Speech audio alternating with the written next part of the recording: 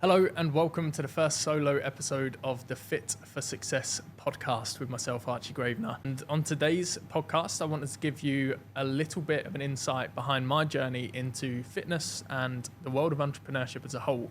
It certainly hasn't been a simple and easy journey, and there's been, I think, a lot of things that will resonate with people, entrepreneurs and other fitness professionals, and anyone that is striving to do something with their life will resonate with. Now, I say that I haven't been through a big traumatic experience. I had a great family that brought me up, and I haven't had too much trauma in my life, but I feel like there's a lot of little things that will resonate with other entrepreneurs and high-performing people along my journey, all the way from being a child to where I am now, that is going to resonate with you. So I'm going to take you all the way back to childhood, because back in my childhood, there was a lot going on that I think formed me as the man I am today and what I do. Now, when I think back to my childhood, I was the child in class from a very, very young age. I was the disruptor. I was the one that would cause mayhem. I was the one that would be a naughty child. And I don't think I ever did it purposely. I just really feel like the school system pigeonholed me into something that I am not. It made me into something that I didn't want to be. I had to conform. And like I said, I was pigeonholed into something. And I think all through my school career, shall we call it, I was told that I couldn't do what I wanted to do. And actually what I wanted to do was the incorrect thing, because you had to fit with the norm. You had to go through this process of just doing the maths class, the English class, so on and so forth. And for me, that never suited me as a person. And like I say, I turned into a bit of a disruptor. So I went through the school years from the age of 5 all the way to however old you're at school until really struggling with that. And I lent into the personality of being the disruptor, being the person that just caused chaos at school. I think I realized quite early on that a normal conformist life wasn't for me. And this is probably something that will resonate with a lot of entrepreneurs out there. The conformist life wasn't for me. The system wasn't built for me, okay? And what that turned into when I was about 14, 15 years old, and I was in like the later years of secondary school, was I started my journey into entrepreneurship by selling sweets on the school playground. And again, I bet there's a lot of people listening to this that did the exact same thing. I would go to Asda or Costco or something like that and buy the sweets in bulk, get them when they're on a deal, and then I'd go into school and I'd sell them at 4 times the price. And it got to the point where I was taking in like duffel bags worth of sweets when I was like 14 years old. And actually, for the time, earning pretty good money. I quit my paper rounds and just lent into a sweet dealer on the playground. And I distinctly remember there was this point at school when the head teacher called me over and was like, "Why have you got so many bags?" Took me into their office and laid all of my produce, all of the stock of sweets onto the table. And it was a really, really, really funny moment, because you could see how much the teachers wanted to tell me off for it, but then also really, really respected the hustle that I'd been put in. So that was the end of that journey, so to speak, to start with. But I think that's just an example of me wanting to break the norm from an early age because of what that school system pigeonholed me into.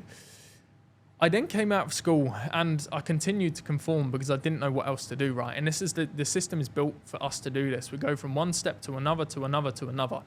And I went to college. I did my A-levels. I've got 4 A-levels: business studies, sport and PE, religious studies, and English language. And I just went through that process thinking it was the right thing to do, thinking this is what I needed to do to get a well-paid job, a good career. I had no idea what I wanted to do. So again, I went through that process conforming, not really knowing what I was going to do with my life, but just conforming and thinking, if I do all right here, I'm going to get a good job, earn some good money, and go through that process. Now, around about halfway through college, I think this is about when I was 16 years old, I had a connection that had ultimately just started making very decent money online. And I saw, my eyes opened to that world, right? And I remember saying to my friend, this is when we were 16 years old, my best mate Justin, I said to him, I don't know how yet, but I'm going to make money online. I'm going to live in a sunny location and I'm going to get out of the UK. And back then, that was, not that I'm really old or anything, but back then that wasn't really a thing to do. And I remember telling people and people kind of laughed at me. They just didn't think it's possible. It's like, yeah, whatever. Anyway, didn't start that journey until much later. So I'm going to take you through the process before that. I came out of college, again, I didn't know what to do. I had these A-levels, I was feeling quite lost. And then my mum and dad met someone on a job they were doing. They had a business, a videography business actually, and they were making a film for a company, a construction company. And they came back with a leaflet for me, and it was a leaflet for apprentice quantity surveyors, a program that they were going to put you through a university, and had really good opportunities to, work through to management positions later on and stuff like that. So that felt like the natural progression for myself. It's just like, this is falling in my lap. Why don't we give it a go? So after college, I applied for that, and there was hundreds and hundreds and hundreds of applicants, and I was the one that got it. And I stayed there for, I think, 5 years, maybe longer, 5.5 years. And I learned a hell of a lot in that role. I went from a trainee quantity surveyor, or an apprentice, whatever you want to call me, to an assistant, to a full quantity surveyor, managing tens and tens and tens of millions of pounds in construction projects. And that taught me a hell of a lot. Conflict resolution, managing my time, Excel, lots of Excel spreadsheets, reporting financials. It taught me a hell of a lot, but again, it just wasn't for me. I felt pigeonholed, and I knew from probably day one that that wasn't going to be what I wanted to do with the rest of my life. It wasn't where I saw my life going. Now, through that period of time, I was trying to find a way to make money online and break the mold and be able to be my own business owner and stuff like that. And I tried everything. Tried everything from Forex trading, lost quite a lot of money there actually, the money that I'd saved from my QSing job, to retail arbitrage, and then dropshipping. And dropshipping stuck for me. Don't worry, I'm not going to try and sell you a dropshipping course. I just want to tell you my story. Dropshipping stuck for me, and I had a good mentor in that area, and I got to a point where I was turnover-wise doing like £15,000, £20,000 per month at about 10 to 15% profit margins. And that allowed me, so it was an extra like £1,500 to £2,500 per month. That allowed me to build up this safety net of I have another income in the background. And then something massive happened in the world, and you probably guess what I'm going to say.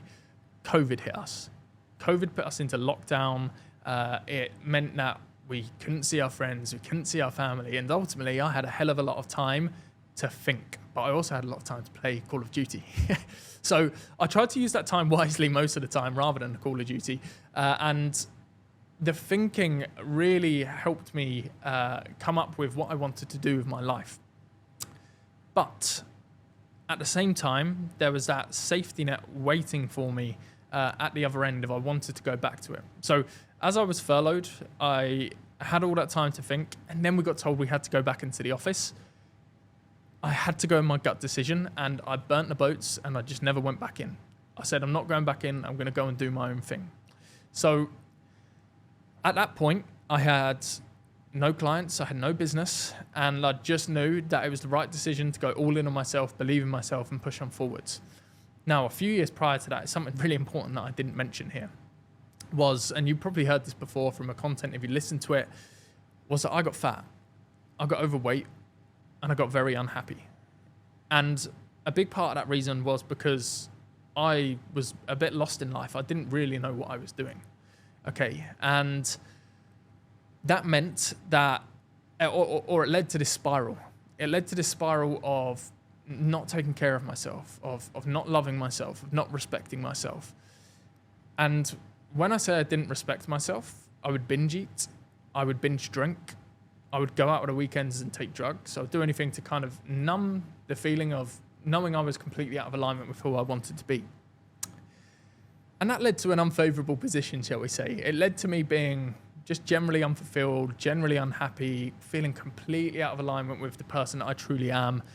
And again, I was fat, okay? And during this time when I was overweight, I was working in the construction industry as a quantity surveyor, and the guys in the construction industry are unforgiving people, right? So I remember distinctly one day going up the stairs in the office, and someone behind me called me a fat bastard. He said, "Hurry up, you fat bastard." And at that moment, a switch just went in my head, and I went, I'm going to sort this out. So over those periods I was building the dropshipping business on the side. I had the day job as a quantity surveyor, which was also a 90-minute commute from my house. So I was doing ridiculous hours. I was on the road a hell of a lot for the QSing job, going from site to site to site. And then in my spare time, had the dropshipping business. And still, with all of that, I managed to drop around 70 pounds of body fat, grow a load of muscle, get into the best shape of my life, look and feel incredible, and gain that self-respect and self-love back for myself. And on that journey, I saw how much my life changed. How much my life changed in terms of self-belief, in terms of confidence, in terms of energy levels, productivity, all of these things. And when it came to leaving the day job in COVID, it was an obvious decision what I wanted to go into. I wanted to help people feel the exact same way as me. I wanted to help other high-performing people that know they're high performers at heart get back into alignment with themselves, with their health, their fitness, and their physique goals. Okay, so that's what I ultimately went into. I started a business called Agraph Fitness Limited. That was when it was just myself, and we just worked on the physique side of things. And that's since developed into the Optimised Entrepreneur, where we help entrepreneurs and high-performing people ultimately get into the best shape of their life, physically and mentally, and gain the edge in their day jobs, in their businesses, to be better as well. And I know how much this can help, and that's why I'm so damn passionate about it. I absolutely adore what I do now, and I think the decision to burn the boats and go all in on myself has truly paid off. But if you're someone that's listening to this and you're in the same position as I was, maybe life's in a really good place and you've got a really good job, or maybe you've got a really good business, you earn a load of money, but something feels out of alignment with yourself. That's because you're not acting as a high performer in these areas of life. You don't have high performing habits. You don't have high personal standards, okay? And in order to regain that, you have to work on yourself, and you have to flip that switch and commit to yourself that you're really going to make a serious change, okay? So I wanted to leave you with a couple of big takeaways here, and the biggest lessons that I learned on my own journey from losing 70 pounds of body fat, building multiple six-figure businesses, and then on the side of that as well, obviously being on the road a lot and having a pretty stressful time during that time. Okay, I wanted to leave you with my biggest lessons that you can potentially plug and play into your life as well. Now, the first one, I mentioned this already, is that you have to make that decision, okay? You truly have to make that decision and dive in head first, dive in two-thirds, whatever analogy you want to use, okay? Make sure that you commit to it. Don't just commit to the goal, you have to commit to the actions behind it. Understand that it's going to take work. Understand that you have to put the action in every single day if you want to get to somewhere special. And make sure that you put in that work. Flip the switch, make the decision to do it. And when you make that decision, understand the actions. Stop being a talker and start doing, okay? Second tip, the biggest lesson that you can take away is delayed gratification. Now, a lot of people, when listening to this, will understand delayed gratification in other areas of their life, their business, their work life. They'll understand that you have to put in work today, that you won't see the fruits of your labor for 6 months or 12 months. You have to go into your fitness journey understanding that there's going to be delayed gratification. You don't go to the gym once, look in the mirror and look better, although you'll probably feel better. You need to be willing to delay that gratification. And now we live in a world of instant gratification. We have dopamine at our fingertips. We have Amazon Prime that can be delivered on the same day now. Everything is instant gratification. You have to be willing to delay that gratification to get where you want to go, okay? So yeah, that wraps up that episode about my own journey, and I hope that was useful to someone out there. And if this resonates with you and you want to talk about anything, my DMs are always open. Please feel free to contact me. I would love to help and assist in any way, or just share some thoughts. And more than anything, I'd love it if you could just share this episode if it worked. If it worked for you and there was something valuable in here, share it with a friend, share it with a family member, or share it on your socials. I appreciate it.